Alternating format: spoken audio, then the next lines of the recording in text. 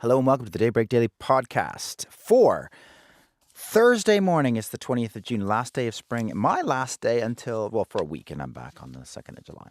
But summertime stuff starts going on now.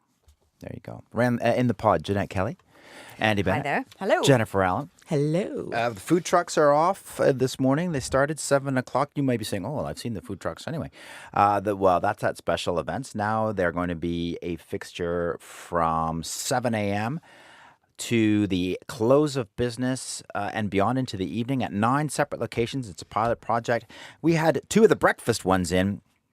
I have a funny voice because I've just eaten a waffle from Gaufrabec. Delicious. Anissa Benomar and Daniel Jones, they were in studio, as was Robert Morena, owner of San Viator Bagel. Good morning to you. Thanks for coming in. Good morning, Mike. Good morning. Nice to see you. Okay, Robert, let's start with you because you are actually going to be out there at 7 a.m.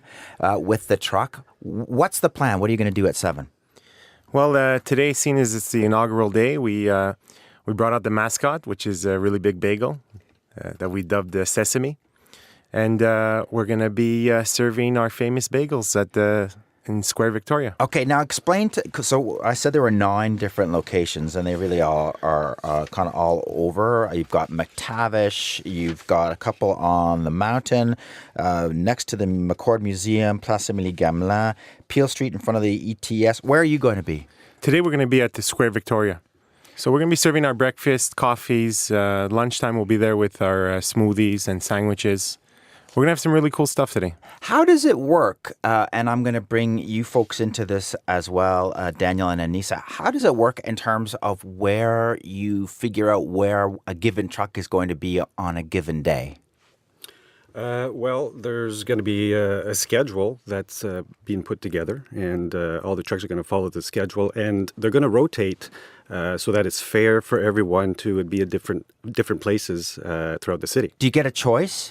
We don't really get a choice, but what we do is we submit our availability in terms of when we can be there. And all the different trucks do the same thing, and then a master schedule is put together. And one of the things that, and I've said this already, I know, but one of the things that sets the two of you apart is that you are keen on being out there first thing in the morning and trying to catch the breakfast crowd, yeah? Definitely. I know. But not only. Not only. Yeah. Well, the waffles that we make and serve are appreciated in the morning, but also for snack time and for dessert. Anissa, it's called Gaufrabec, and you actually have roots in the capital of waffles in Brussels. Yes, in Belgium. I'm born in Brussels, in Belgium, and I work in a bakery when I was younger. And the waffle has no secrets to me. I have salted waffles, sweet waffles, Liège waffles, Brussels waffles, waffles with cheese, potatoes, with spinach, with brie, and all the kind of cheese inside of the waffle. But my specialty is the Liège waffle with beet sugar, pearl, that we bring from Belgium, and all the dough is made here in Canada, Quebec. And are those the big chunky waffles? Yep. The one they're very It's a nice. rigid dough with the sugar pearl inside. We made it here, and we sell it also in our boutique in Saint-Denis, Quartier Latin, on our food truck, and we're selling too in supermarket too. Now, Robert, do the two of you, and I know the food truck owners, you do kind of know each other a bit, and you've been sharing stories. Do you see each other as competitors, or is there a certain kind of synergy that might help each other out?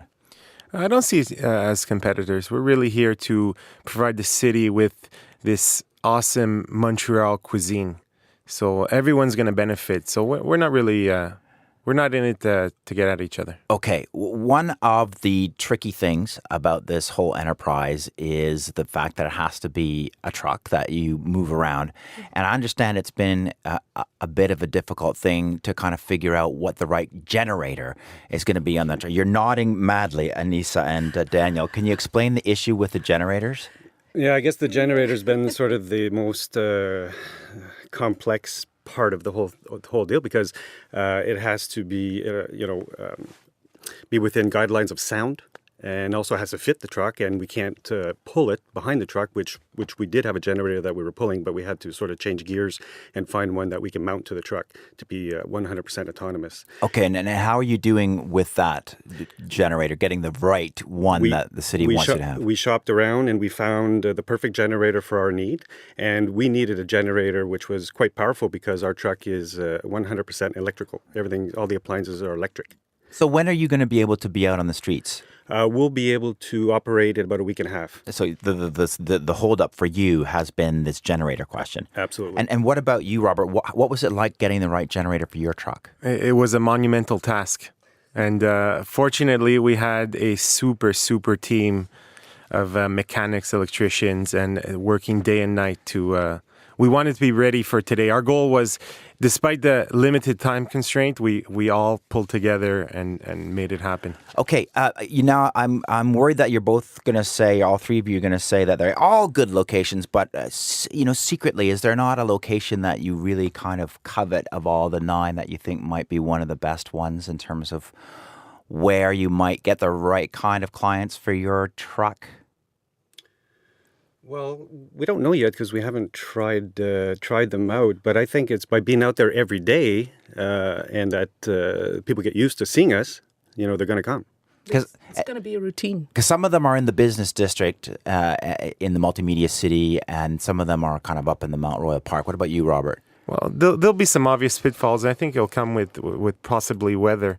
But seeing as for St. Viator, this is new for us. We took on 7 days a week, and we'll know at the end of the summer. That's the whole object of this. It's really a project. It's a learn as we go along with this thing. Listen, good luck, and appreciate that. We hope it goes well. I think a lot of people have been waiting for this for a long time. They've seen it in other cities. Montreal seems to have its own model, and we're going to see how it goes. The starting gun fires at 7:00. That's when the food trucks are off and going, including Robert Moreno's. He's the owner of San Viator Bagel. Anissa Benomar and Daniel Jones, they co-own Gaufrabec. They brought in a waffle, by the way, and it's smelling very nice in here.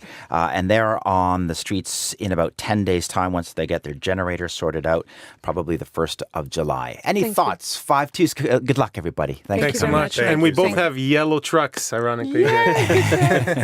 Anissa Benomar and Daniel Jones, co-owners of the Gaufrabec truck, and Robert Morena, who is the owner of the San Viator.